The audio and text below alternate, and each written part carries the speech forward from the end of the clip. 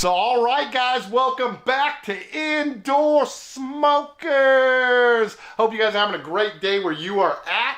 I'm excited because I've got a story time to tell you guys today. I also got an awesome package here from Zample Box. Check this out. It's like the special fucking deluxe package here, and it's even perfectly balanced. Oh yeah, that's a spinner's dream right there. But the coolest thing about this is not the fact that it spins. Check this out. When you open up the lid. What's up, Vapesta? IndoorSmokers, we love you, man. Super excited for you to get the ZB Go. We hope you love it. We put a lot of time and energy into this, and we give it to you. Have fun, man. Vape on, vape strong. Hell yeah, guys. Check that out.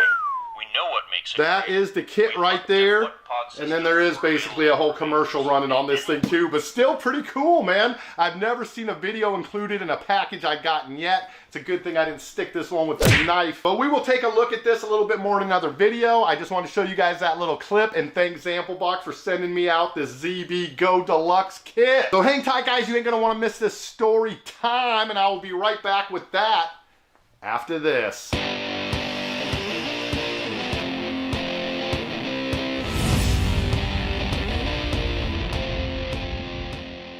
Alright guys, so as many of you know, I used to actually live off the grid, actually a couple of times. Once in my early 20s, I lived up there by myself with my dogs at over 4,000 feet altitude on top of Badger Mountain here just out of town. And then I moved up there again after college with my wife at the time, Kelly, many of you know her, and we lived up there again for about 5 years. But this first time I lived up there for 2 years, it was just by myself with my dogs. And so it wasn't always possible in the wintertime to get up there. Sometimes you had to wait until the snowplows could get up on the main road because it would get fucking snowed out. We'd actually had a little bit of a break in the weather. So I think it was just before like 8 o'clock. I had headed down to a place. We had a Kmart and a grocery store called The Fair. I don't know if it's a chain or whether it was just a little local grocery store. But anyways, The Fair and Kmart were down off this little side road, kind of down in a little separate strip mall area. So I went down there just before they closed, try to get my food and stuff. Just basically buying food for calories, man. When it's that fucking cold up on the mountain, you just need to have some calories to burn to keep the furnace going. So I would get hot dogs, buns, some other little fucking cheap like quarter. They had these little quarter candy bars, these fudge brownies that were chocolate nut fudge brownies. They were 25 cents a piece and had 450 calories. That was just about the best fucking calorie per penny, you know, that you could spend. Although it was a little bit disturbing that if you read the actual ingredients, nowhere in there did it say the word chocolate or nuts. So I don't know, figure that one out, but it was all fucking chemical and flour. But anyways, I spent my last few dollars I had, picked up some food so I could take that up to the mountain with me. I get out to the car just as the Fair and Kmart are closing down and the fucking thing won't start. Turning it over, it's just turning and turning, but it won't start. Fuck, man, it is cold. In case I didn't mention it, this was a fucking freezing ass cold night. I didn't even know what was going on, man. It was like one of the coldest nights I've felt. So I'm just thinking, fuck, man, at least let me start the car so I can get some heat or something going. Nope. Eventually, you know, it starts wow, and then it just does the clicks. Click, click, click, click.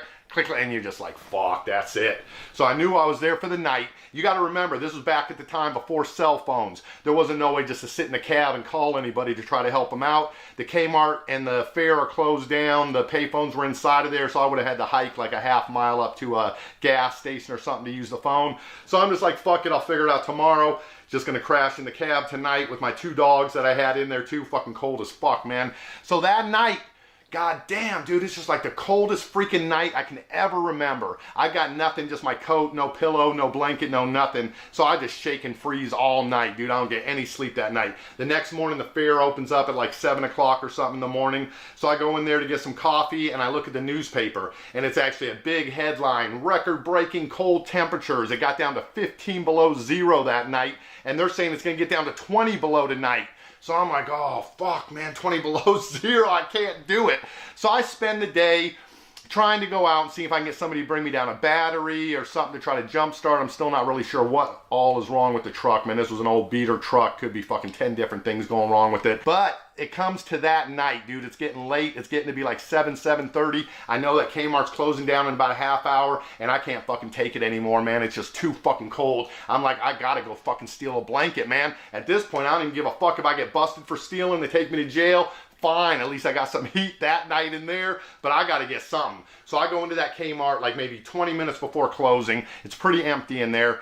So I'm just like, fuck, man. I go down the row with all the blankets and shit there, and they have this one called the thermal blanket, whatever. It was kind of nice, fluffy, but still just a blanket, you know. It's not like a 20 below sleeping bag or something. So anyways, that shit was all in a bag with like a cardboard in the middle of it and shit. So I ripped that shit out.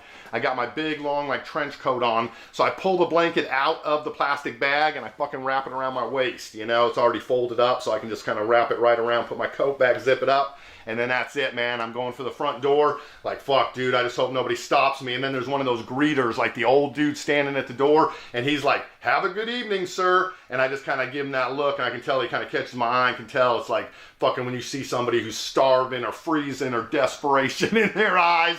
I just kind of gave him the look like, you just fucking mind your business, bitch. Don't try to stop me because I will go right through you. Anyways, nothing happens there, and I figure, fuck, man, if they do see me steal it or see it on the fucking cameras, then I'm going to be right out in the fucking parking lot with the blanket. There's not going to be much chance to really deny it. So anyway, I'm just taking my chances. Go back out in the car. Fuck, at least we got a blanket, man. So I'm able to put that, like, over. I put my legs up on top of the two dogs in the cab, and then I got the blanket over them. So we're in the cab, the two dogs underneath my legs, got that blanket up, but fuck it, it's still so cold, dude, 20 below zero. I can't fucking sleep the whole night. It's miserable, dude. We've like at the fucking ends of our wits. Even the dogs have like given up trying to bark when people are coming or going. They don't give a shit no more. So I think I finally managed to get to sleep that night at like fucking 6, 7 a.m., right when the sun's finally coming through the cab a little bit, just get that tiny bit of relief. So I crashed until maybe like 10 or 11, and then I just remember out of nowhere, dude, I hear like a knock on the door, and by this point there's like a fucking inch of ice on the windows and shit. So I remember hearing a knock, and I try to roll down that window, and it ain't happening, dude. That's just like, you know, it's just fucking solid ice. So I gotta crack the door open, and that thing's even hard to get open. It's all frozen shut, crack. And then it's a fucking employee from the fair, looks like a young bagger or something that they sent out, and they're like, go fucking see what that guy's deal is. And then he's just like, they wanted me to ask if you were going to be getting out of here today or what. So I'm just like, yeah, man, I'm trying to get a hold of some people who are going to bring me down a battery so I can get this thing jumped and get the fuck out of there. Obviously, that's what my hope is. You think I want to fucking be living here in 20 below zero for the rest of my fucking life? I'm trying to get out of here, man. So anyways, he's like, okay, I'll tell him. And so I finally, this is day number 3 now, I finally managed to get up, get a phone call, talk to my buddy Mike, and he's going to try to come down and, you know, help me out at some point or whatever, but he's got shit he's got to do. He's not sure when he's going to be able to get down there. So I just got to wait fucking back in that truck in the parking lot again for fucking Mike to get down there, help me out with something. So I'm just fucking, like I said, you don't even want to move, dude. It's so fucking cold. You don't even want to break that air pocket in the blanket, you know? So I'm just pretty much fucking there for hours just with the dogs and me covered in the blanket, just miserable. And then I'll never forget, out of fucking nowhere, like, what are my fucking odds, dude? I'm already having a bad enough day. And so I'm just sitting there freezing, minding my business. And all of a sudden, out of nowhere, this fucking truck comes squealing in, fucking slides in the ice, like right up next to me. Boom! And then the dude jumps out, and he's all freaking out, pops his hood, fucking goes around the front. And I'm just sitting here looking through like that inch of ice, can kind of just see hazy what's going on. And I'm just like, what the fuck?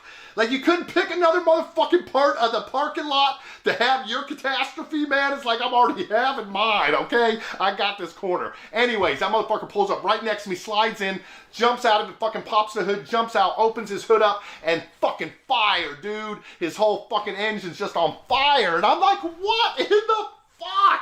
I gotta deal with this now. I'm already down and out, like the lowest point in my life. But I mean, he was close enough to me that I was like, fuck, if this whole fucking truck goes up, dude, it could catch on mine. And then where am I gonna fucking hang out? I got nothing.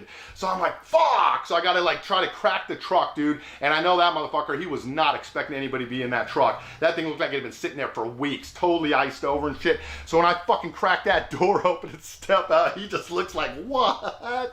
And I swear to God, dude, I don't say a word to him. I just walk right over to where there's like a little bit of a snow drift, you know, on those islands that are in the parking lots, the snow kind of piled up. So I get over there and I just put my hands in and pull up like a big old icy piece of snow, like this fucking big in my hands.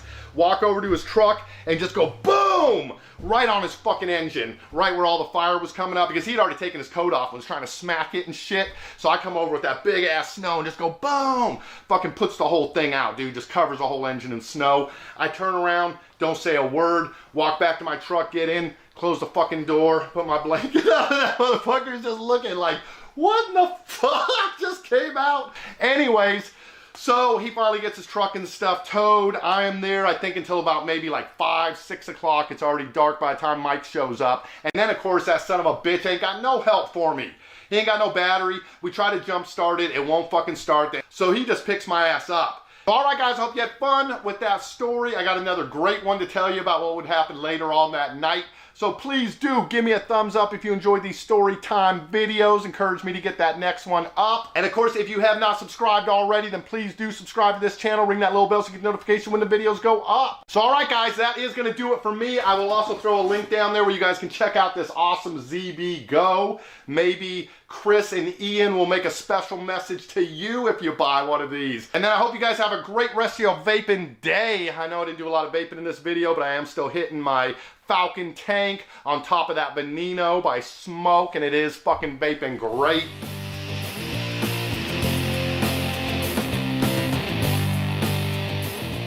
Woo! Oh yeah, so I will put that link underneath the video where you can check out the Falcon tank and the Veneno mod by Smoke.